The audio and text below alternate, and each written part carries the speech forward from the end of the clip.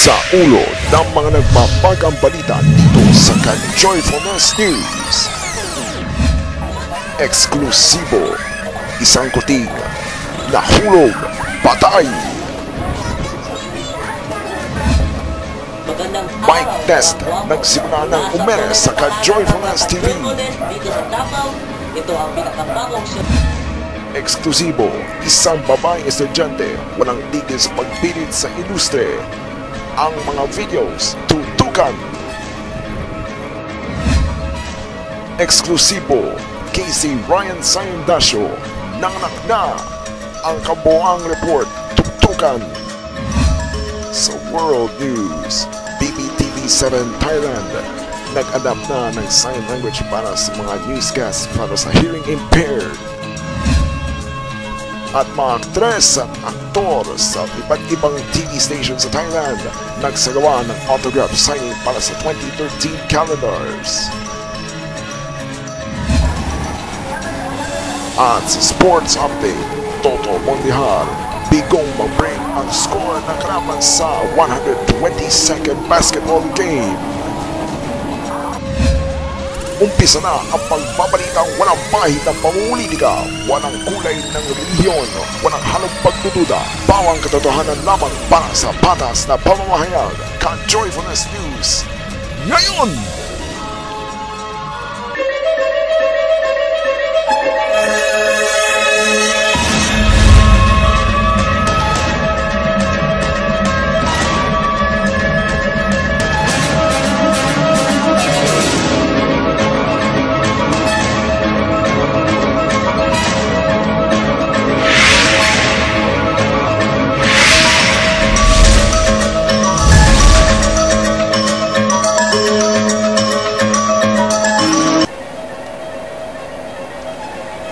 Swadikap mga ka-Joyfulness, magandang gabi po sa inyong lahat. Narito na ang mga pinakauling mga balita sa mga oras na ito. Hatid ng buong pwersa ng Ka-Joyfulness TV, News and Public Affairs sa Metro Manila at sa Davao. Ito ang Ka-Joyfulness News.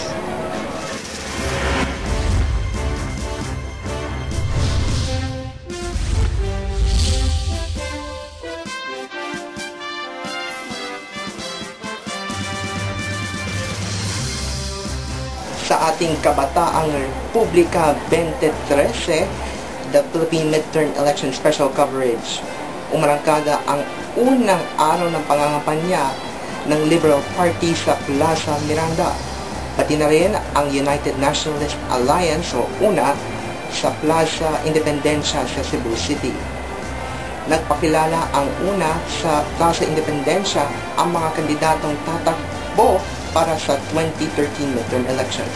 Kabilang narito sina dating Senador Richard Gordon, dating Senador Ernesto Maceda, Miguel Zubiri, former San Juan Representative J.V. Ejercito, Tingting Cojuangco, Jack Ponce Enrile, Representative Mitos Magsaysay, at iba pang mga kandidato para sa UNA. Samantala sa Liberal Party sa Plaza Miranda, nagpakilala na rin ang iba't ibang mga kandidato. Kabilang narito ang anak ni Senador Edgardo Angara na si Sani Angara, dating Akbayan Representative Risa Hontiveros Barakel, dating Senador Jambi Madrigal, Senador Loren Legarda, Senador Antonio Trillanes IV, dating Congresswoman ng Las Piñas na si Cynthia Villar, na asawa naman ni Senador Manny Villar, anak ni Fernando Poe Jr. na si Grace Poe Liamansaray, maging ang pamangkin ni Pangulong Aquino na si Benigno Bam Aquino. Kasali na rin ang Liberal Party si Senador Alan Peter Cayetano at si Ramon Magsaysay Jr. na dati rin namang senador. Mga ka-Joyfulness, sa Marso pa magsisimula ang pangangampanya para sa mga local candidates para sa mga lokal na posisyon sa Davao City at sa iba't iba pang mga syudad dito sa buong Pilipinas. Samantala mga ka-Joyfulness, isang eksklusibong balita na ihatid sa inyo ng Ka-Joyfulness News ang ipapakita namin sa inyo. Isang pusa na nahulog patay sa isang bahay sa Bangkal, Davao City. Narito ang eksklusibong report ni Edison Bandilla ng Ka-Joyfulness TV Manila.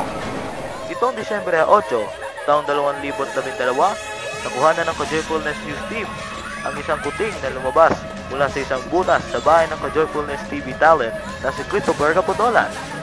Makikita sa video na lumabas mula sa isang butas sa isang gilid na nasabing bahay at ilang saglit lang ay biglang nahulog ang nasabing kuting. Nagulat ang ilang mga bisita sa bahay at ang mga nakasaksi sa nasabing insidente. Sinubukan itong makabangon ng kuting, pero sa kasamaang palad ay hindi na ito umabot ng buhay. Pinapayuhan namin ang lahat ng mga Ka-Joyfulnesses na kung may alagang kuting o tuta, dapat ilagay sa ligtas na lugar ng inyong pamamahay o ipasok sa isang kulungan para hindi na hayaang makatakas o mahulog ang inyong alaga. Nagmumula sa Ka-Joyfulness TV Manila, kasama si Carlo Doloy Pablico. Para sa Ka-Joyfulness News, ako po si Edison Bandilla. Samantala mga Ka-Joyfulnesses, isa na namang away sa Bangkal, Davao City ang naganap sa isang bakla at isang babae na nagkasubunutan at nagkasapakan at nagpapalitan ng mga maanghang at masakit na salita. Narito ang eksklusibong detalye ng inyong lingkod. Nitong Enero 30, 2013, araw ng Miyerkules, alas 4:46 ng hapon, eksklusibo na kunan ng Ka-Joyfulness TV News Team sa isang tahanan sa Bangkal, Davao City, kung saan nag-aaway ang isang bakla at isang babae. Base sa pangyayari sa video, nagkasabunutan at nagkasapakan ang babae at bakla dahil sa hindi malamang dahilan ng kanilang alitan. Lalo itong uminit at tumindi ang alitan at konfrontasyon ng nagkasagutan, nagsigawan at nagpalitan ng mga maanghang at masakit na salita ang babae at ng bakla. Napag-alaman ng news team na may kinalaman ito sa naging trabaho ng babae bilang Guest Relation Officer o GRO kuno sa isang bar sa Davao, at ipinaliwanag ng bakla na may minor de edad pa ito, bagay na hindi maintindihan ng kanilang mga kapitbahay. Natukoy din ng news team ng babaeng si alias Michelle, 17 anyos, out of school youth at taga Malita, Davao del Sur. At ang baklang natukoy sa video ay nakilala lang sa alias na Alodia na hindi rin niya tunay na pangalan, may trabaho at pamangkin ng nasabing babae at nakatira sa nasabing lugar. Dahil dito ipinablotter sa pulis ang nasabing pangyayari. Nagpanta pa ang bakla sa babae na hindi pa uuwiin sa kanila at walang tirahang babalikan sa Malita, Davao del Sur.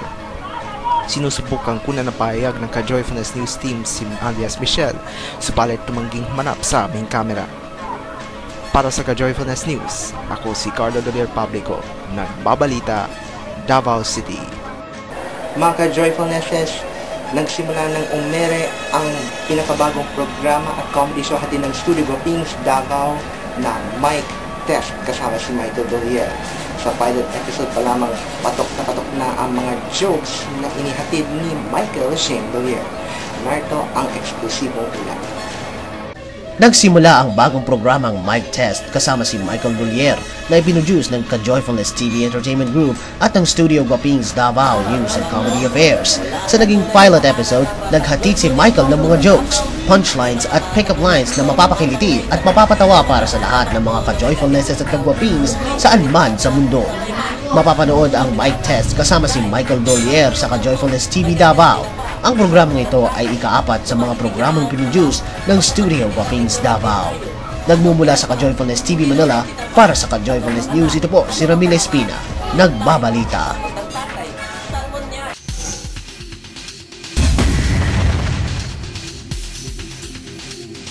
Sa ibang detalye ng ating balitaan ngayon, Toto Mondehar bigong ma-break ang score ng kalaban sa 122nd basketball game.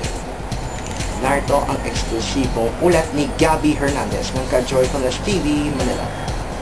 Sa isang basketball game sa isang arcade sa Ilustre, Davao City, bigong ma-break ng Ka-Joyfulness TV host at co-anchor ng Glenn Joke na si Toto Mondehar ang score ng kalaban nito.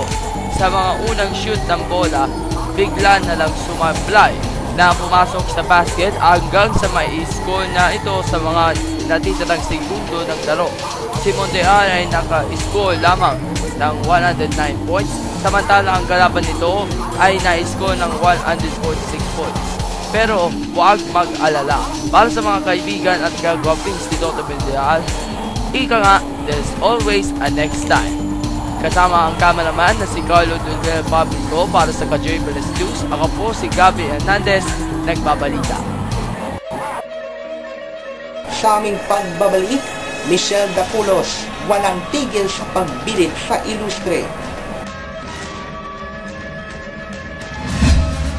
At mga artista sa Thailand hindi nagpauli sa autograph signing ng calendars para sa 2013. Lahat ng yan sa aming pagbabalik ng Ka-Joyfulness News.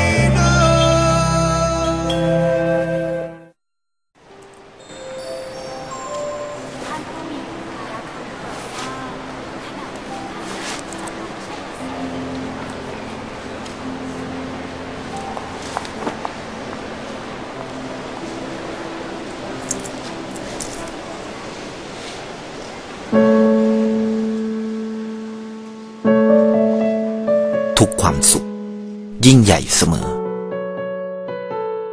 ธนาคารกรุงเทพ Heto ng mga una kay Maseda. Uunahin kayo ni Manong Ernie, tutulungan kayong mapaaral siya, para pag siya'y nakatapos na, tiyak na oo, tiyak na may trabaho siya. Kailangan ka namin sa Senado, Manong Ernie. Kay Manong Ernie, una ka sa eksena.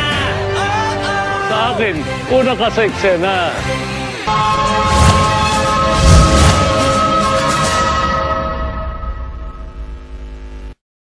At muling nagbalik ang mga balita dito sa Ka-Joyfulness News. Patuloy po tayo sa iba pang mga detalye.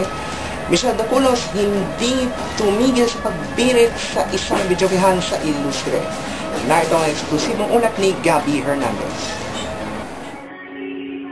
Nitong November 18, 2012, nadatnan ng Ka-Joyfulness News Team ang isang babaeng estudyante na walang tigil sa pagbirit sa isang mall sa Ilustre, Davao City.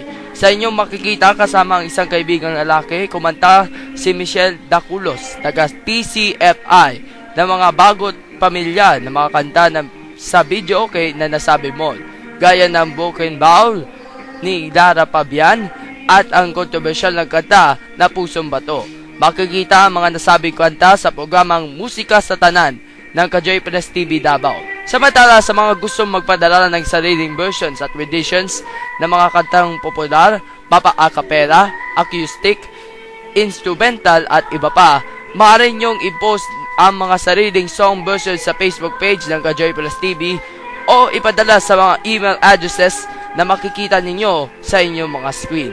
Kasama si cameraman Carlo Dulce Fabrico para sa Ka-Joyfulness News. Ito po si Gabby Hernandez ng Ka-Joyfulness TV Manila, nagbabalita.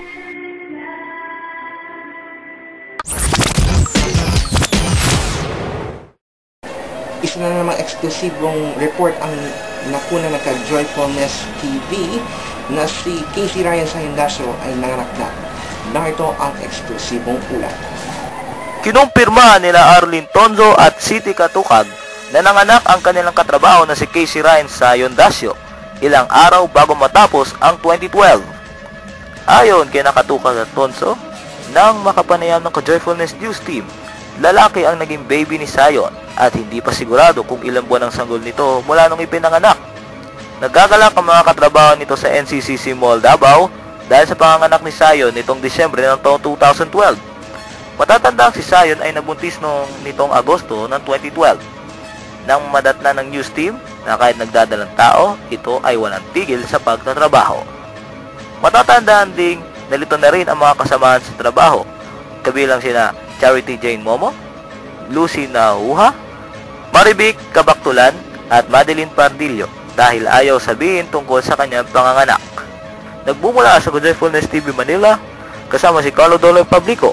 Para sa Ka-Joyfulness News, ako po si Edison Mandilla. Para sa ating World News, BBTV7 Thailand nag-adapt na ng sign language para sa mga hearing impaired na mga tagapanood mula sa Thailand. At maging ang mga artista sa Thailand hindi nagpauli sa autograph signing mula sa iba't ibang TV networks para sa 2013 calendar ng network.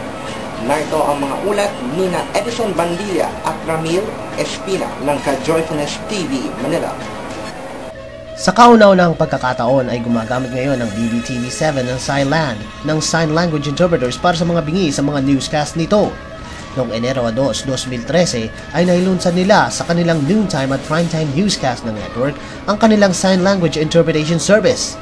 Pero hindi ito ang unang pagkakataon na nagkaroon ng isang Thai TV network ng sign language.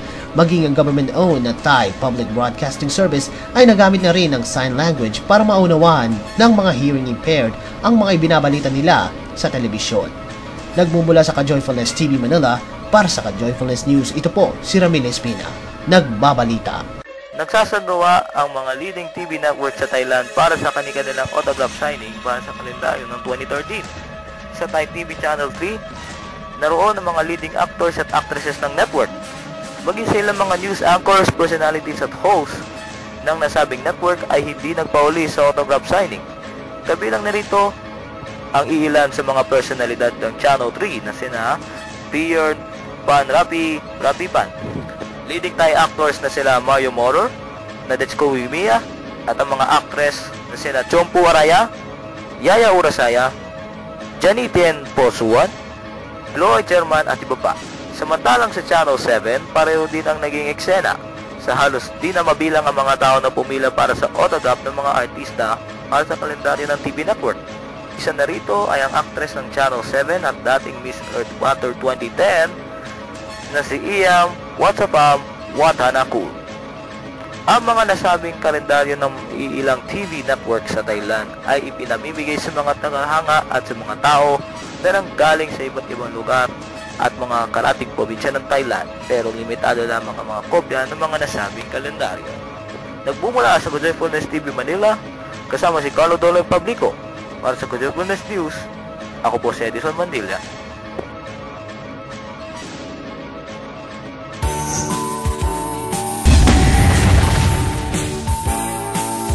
At para sa ating balitang kakaiba, isang misteryosong upo na hugis oblong na diskubre ng isang concerned citizen. Eksklusibong nakunan nito ng Ka-Joyfulness News Team ang nasabing report. Narito si Ramil Espina. Sa unang tingin ay makikita mo ang isang upo na parang normal lang ang itsura, pero natambad ng news team ang isang kakaibang upo na itsurang parang oblong. Napansin ng mga nagtatanim ng organic farming sa barangay Holy Spirit ang kakaibang upo na oblong. Pinaniwala na ito na maswerte ito kung kakaiba ang itsura. Sa ngayon, ayon sa mga may-ari ng upo, hindi nila kakainin o lulutuin ang nasabing upo sapagkat magdadala ito ng swerte sa mga buhay nila. Kaya ang gulay ay mahalaga. Para sa Ka-Joyfulness News, Ramil Espina, nagbabalita. Iba pa ang mga balita na dapat yung tutukan sa aming pagbabalik. Ito ang Ka-Joyfulness News.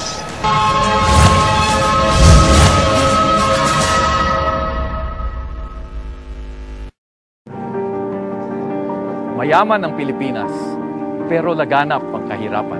Yumayaman ang iilan at dayuhan dahil sa paghihirap ng karamihan. Dapat baguhin ang sistemang ito. Ang nais ko, pagbabago para sa karaniwang tao. Tunay na reforma sa lupa, permanenteng trabaho, pagtaas ng sahod, presyong abot kaya para sa lahat. Sama-sama, ikaw at ako, ipanalo ang karaniwang tao. Teddy Casino, iboto sa Senado. Anong hanap sa Ate, magkano sa ulo ng baboy nyo? Sukat! Bigyan kita ng discount! Dali, bagong kata yan. Oo naman.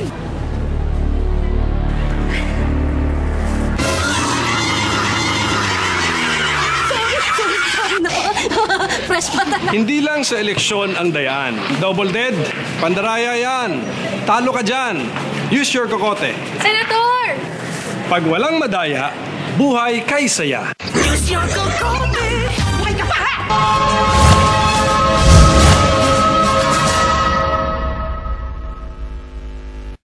At mga ka-joyfulnesses, bago po tuluyang magwakas itong balitang ito, Glenn Canyones magbabalik na bilang original host sa Glenn Joe.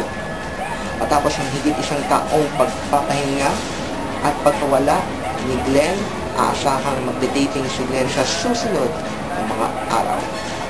At para dito, makakausap natin si Glenn Canyones. Ano ba masasabi mo kung magbabalik ka dito sa Glenn Joe? Parang magpagawa na po sa Okay. Mag-taping ba tayo? Maybe next week. Okay, good. Approve Punta na kami, nagmamadali kami. Sige, bye. Ang tabayanan mga ka-joyfulnesses ang pagbabalik ni Glenn Canyones sa Glenn Joe dito sa Ka-Joyfulness TV Davao. At dahil dito, meron ding Manila edition ng Glenn Joe News Break. Kasama ang mga pinagpipitagang mga talents ng Ka-Joyfulness TV at Studio Guapings Manila para maihatid sa inyo ng mga balitang makatotohanan at makatatawanan mula sa ngalan ng sandigang pinakapinagkakatiwalaan ng mas maraming komedyante. Abangan niyo po yan dito sa Ka-Joyfulness TV Manila. At mga Ka-Joyfulnesses, dito nagwakas ang ating balitaan ngayong araw. Para sa iba pang mga nagbabagang balita, manatiling nakatutok sa Ka-Joyfulness TV para sa iba pang mga updates. I-like niyo po ang official Facebook page, ang Ka-Joyfulness TV at ang JMK BANN News and Public Affairs. Maaari niyo kami sundan sa aming Twitter, it's at Ka-Joyfulness TV o sa JMK BANN News. Ako po si Carlo Delier Pamiko. Hanggang sumuli, sa lihat at magandang gabi.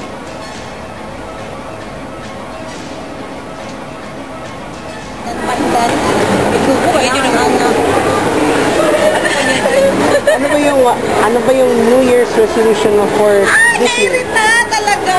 Gusto ko mainit na yung mawala na yung mga kainitan ng aking ulo nila magalit. Ano ba yung kinanginisan mo talaga? Diyos ko, yung HB ko, high blood. Si ano na naman siya yan? Titi. Titi Navarro. Hindi, oy. Ano ba yung New Year's resolution mo? Wala, wala na yung... Wala akong New Year's resolution. Basta go with the flow. Go with the flow. Lalo na sa beauty mo. Recruit ako doon. Ano? Lalo na sa pagka-beauty mo. Lalo